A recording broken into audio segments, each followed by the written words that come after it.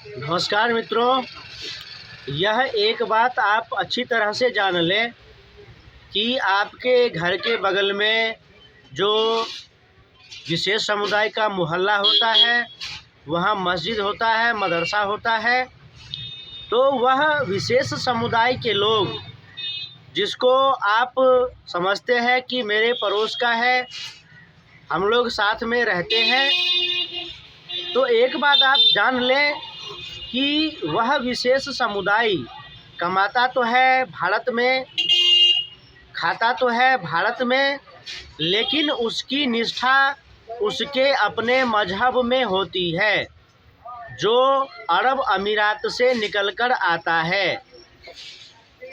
हम अधिकतर जगहों पर देखते हैं कि मदरसों का नाम होता है गुलशन ए मदीना।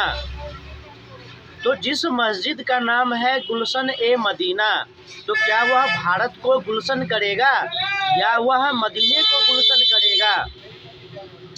तो जो मदीने को गुलशन करेगा, तो फिर यहाँ समझने वाली बात है कि भारत में वह क्या करेगा। तो भारत में वह गजवा ए हिंद करेगा। तो फिर इसके लिए क्या करना चाहिए? तो इसके लिए ना मस्जिद बनाने के लिए जगह देना चाहिए, ना मदरसे बनाने के लिए जगह देना चाहिए, और फिर उस विशेष समुदाय के मोहल्ले में कोई बुर्का पहनता है तो इसके लिए भी रोक टोक करना चाहिए, आवाज़ उठाना चाहिए।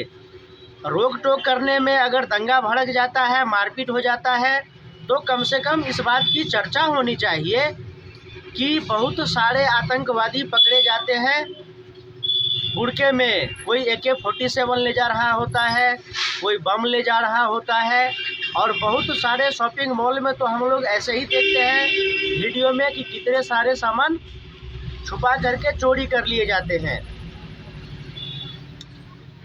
तो जो गुलशन मदीना करता है लेकिन कमाता है भारत में, खाता है भारत में, और गजवाए हिंद की बातें करता है, तो इन अब्दुलों से, इन विशेष समुदाय के लोगों से सावधान रहने की आवश्यकता होती है।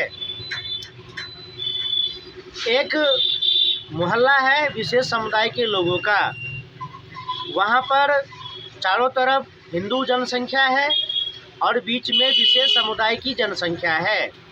वहाँ एक मस्जिद है, मदरसा है, जहाँ पर चोरी छुपे बांग्लादेश का, पाकिस्तान का कोई मुल्ला मौलवी मौलाना आता है और रात को 10 बजे ऊंची आवाज़ में चीख करके, चिल्ला करके, भड़काऊ आवाज़ में तकरीरें करता है, और हमेशा एक तनावपूर्ण माहौल बना रहता है, क्योंकि वह विशेष समुदाय मोहल्ले के लोग दूसरों को मानते ही नहीं, क्योंकि उसके किताब में, आसमानी किताब में साफ साफ लिखा हुआ है कि जो उसको, जिसको वह मानता है, उसके अलावा और कोई मानने लायक ही नहीं है। और काफिरों का कत्ल, मुशरिकों का कत्ल, जिहाद, यह सब सिखाया और पढ़ाया जाता है। शुरू में तो कुछ नहीं होता है, जब अब्दुल की जनसंख्या 10 से 15% होता है तब कुछ नहीं होता है, लेकिन जैसे जैसे अब्दुल का जनसंख्या बढ़ता जाता है तो उसको अपने आप में पावर आने लगता है। जनसंख्या बढ़ता जाता है, पावर बढ़ता जाता है, उसके बाद रुपया पैसा भी हो जाता है, धन संपत्ति भी हो जाता है। फिर धीरे धीरे वहीं जो 2-4 की संख्या में होते हैं, फिर जब वह 10, 20, 100, 50 हो जाता है, फिर मोहल्ले में लोगों को आंखें दिखाना शुरू करता है, फिर दबाव बनाता है कि हम इधर से बारात नहीं जाने देंगे, इधर से पूजा का जुलूस नहीं जाने देंगे, और फिर मारपीट, गाली गलौज रोज का नियम बन जाता है। तो इसीलिए सचेत किया जाता है हिंदुओं को कि सबसे पहले तो यत्र तत्र सर्वत्र जो मस्जिद मदरसा बन रहा है, इस पर रोक लगना चाहिए, और दाढ़ी बुर्का पर तो निश्चित रूप से रोक लगना चाहिए, क्योंकि इस्लामिक आतंकवाद, कट्टरपंथ को समाप्त करना है तो मस्जिदों और मदरसों की संख्याओं को नियंत्रित करना होगा, और कॉमन सिविल कोड लागू करके बुर्का को बंद करना होगा, और गोल टोपी दाढ़ी को बंद करना होगा, तो देश में समानता की भावना आएगी, रेडिकलाइजेशन कम होगा। भारत देश में जहाँ पर फैक्ट्रियों में किसी सार्वजनिक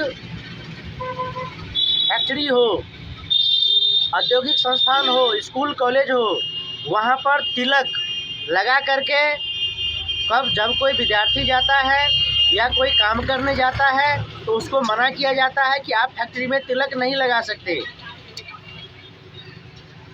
तो फिर कैसे कोई गोल टोपी पहन करके स्कूल कॉलेज में जाएगा? और वैसे भी सामान्य जीवन में कैसे, अगर भेदभाव को ख़त्म करना है तो इन सब चीज़ों को समाप्त करना होगा, तो देश में शांति आएगी। नहीं तो अखबार वालों को तो न्यूज़ चाहिए, वकील को नए नए क्लाइंट चाहिए, पुलिस वालों को भी नए नए केस चाहिए, क्योंकि ये उनका काम धंधा है। लेकिन जो देश का सामान्य नागरिक है वह शांति से कमाना खाना चाहता है। हाँ, एक है जिसको शांति नहीं चाहिए, जिसने अपने 57 देश बना रखे हैं। और देखिए कि जब कोई नहीं रह जाता है, अफ़गानिस्तान में जब कोई नहीं रह गया तो आपस में ही सब एक दूसरे को मार काट करके अपना वहाँ पर खेल कर रहा है। अफ़गानिस्तान में भी बड़े बड़े हिंदू सांस्कृतिक धार्मिक स्थल थे, आज पूरा का पूरा खंडहर है, कुछ नहीं है वहाँ। सीरिया में रोज़ दंगे होते हैं, रोज़ लड़ाई होता है, जबकि वहाँ न हिंदू है न सिख है, वहाँ पर कोई भी नहीं है, लेकिन रोज़ बम ब्लास्ट होता है, रोज़ मर्डर होता है, यह सब होता ही रहता है। तो भारत देश में 2-4 चीज़ों का ध्यान रखना है कि सरकार को one nation one education policy लागू करना होगा, सबके लिए समान संहिता लागू करना होगा, और सिर्फ अल्पसंख्यक कह करके, विशेष समुदाय कह करके सरकारी अनुदान देना, आरक्षण देना, यह सब ठीक नहीं है।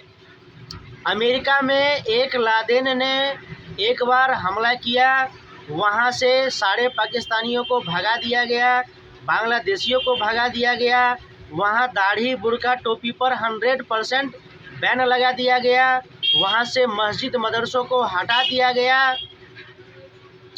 तो फिर किस बात की हम अमेरिका का नकल करते हैं कि क्रिसमस है, सेंटा क्लॉज बन जाओ और क्रिसमस मनाओ, दारू की नदियाँ बहाओ, या फिर अंग्रेजी बोलो और अंग्रेजियत झाड़ो।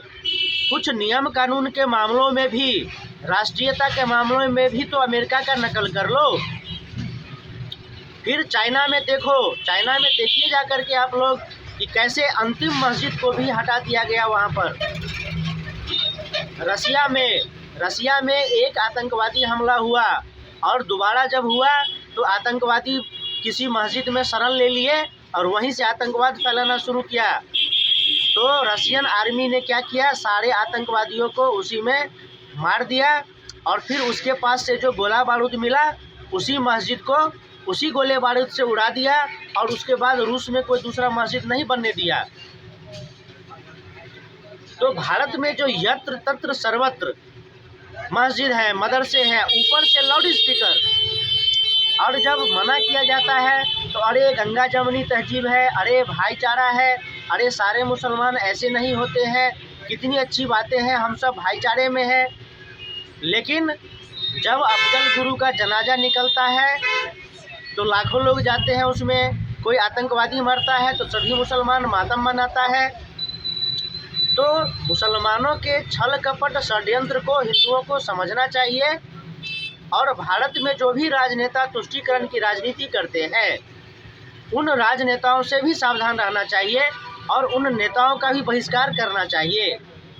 अगर देश में हिंदुओं का पुनर्जागरण करना है, देश को इस्लामिक देश बनने से रोकना है, तो मस्जिद, मजार, बुर्का, दाढ़ी, टोपी पर रोक लगाना ही होगा। चाहे इसके लिए दंगे हो जाए, चाहे इसके लिए रूहें कांप जाए, चाहे इसके लिए खून की नदियां बह जाए, जैसा कि ओवैसी, उसका भाई और भी मुल्ले मौलवी बोलते रहते हैं। तो ऐसी बात नहीं है। बस योगी जी जैसे नेताओं को कुर्सी पर बिठाते रहना है और भारत देश को अखंड भारत हिंदू राष्ट्र बनाना है।